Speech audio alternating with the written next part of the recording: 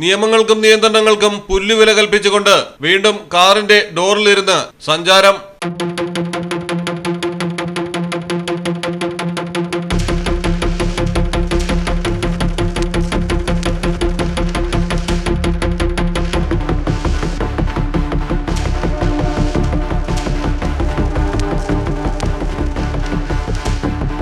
Idukki Munnar gap റോഡിലാണ് വീണ്ടും അപകടകരമായ അഭ്യാസ പ്രകടനം നടന്നത്.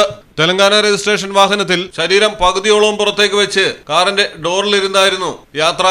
ഗ്യാപ് റോഡിൽ പെരിയ കനാൽ ഭാഗത്തെത്തിയപ്പോഴായിരുന്നു യുവാവ് ഡോറിൽ കയറിയിരുന്നത്.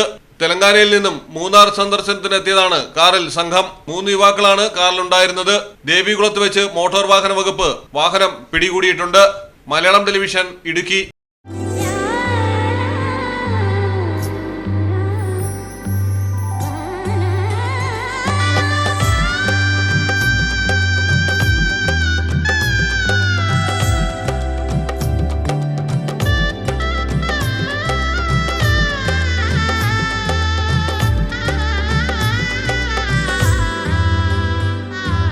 Celebrate the moments of colors.